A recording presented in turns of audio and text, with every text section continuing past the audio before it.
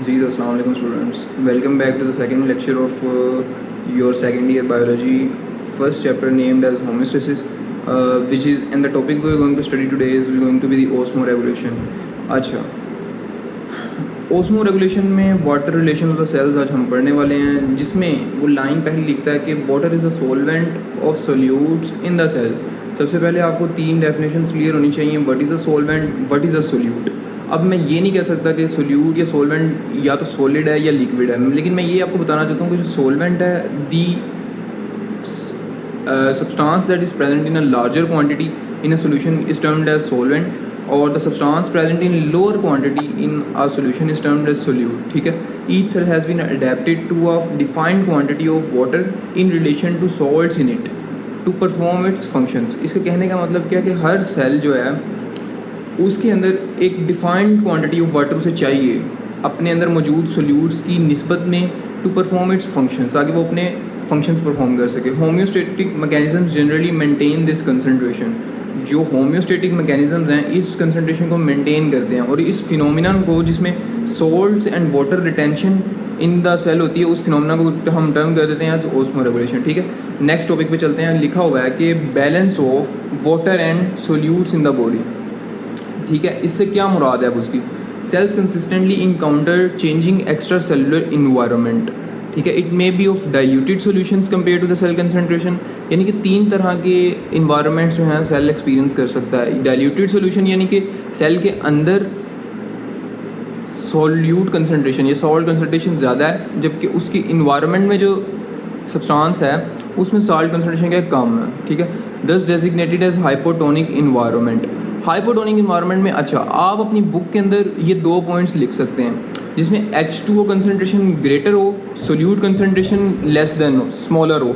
ये दोनों पॉइंट्स आप अपनी बुक के अंदर मार्क कर सकते हैं, क्योंकि देखें, आपने निमोनिक्स बनाने होते हैं, आपने एंट्री टेस्ट में अपने लिए की पॉइंट्स बना के याद रखने के लिए की पॉइंट्स बनाने होते हैं, ताकि नेक्स्ट टाइम जब आप एंट्री टेस्ट में इस टॉपिक्स पे आएँ तो क्या हो कि आप सिर्फ इन की पॉइंट्स, इन बुलेट्स से ही रिवाइज कर सके पूरा टॉपिक, ना कि आपको दोबारा से सारी की सारी रीडिंग करनी पड़े। ठीक है, नेक्स्ट हम पढ़ते हैं। The more concentrated external environment is termed as hypertonic environment. आप अपनी फिगर्स सी में देख सकते हैं कि जब H2O की कंसनट्रेशन इन्वायरमेंट में लेसर है, सोल्यूट कंसनट्रेशन ग्रेटर है, ऐसे सोल्यूशन को हम करेंगे हाइपरटोनिक सोल्यूशन। ठीक है, and that resembles to internal solution is the isotonic. आप फिगर बी में देख सकते हैं, आइसोटोनिक में H2O concentration is equal to solute concentration में लिखा हुआ है। ठीक है, ये तीन चीज़ें आपको लाजमी लिखनी है, अपने डायग्राम्स पे ही ज़रूरी हैं। ठीक है, नेक्स्ट चलते हैं जी।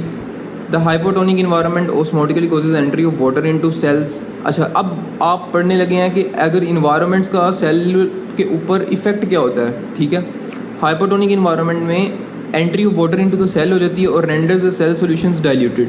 ज़ाहिरी बात है, जब बाहर से वाटर इनटू द सेल आ जाएगा तो अंदर मौजूद जो इन्वायरमेंट है वो क्या हो जाएगी? डाइल्यूट हो जाएगी। ठीक है, डाइल्यूट का मतलब होता है जिसमें H2O कंसनट्रेशन ज़्यादा है, सोल्यूट कंसनट्रेशन स्मॉलर है।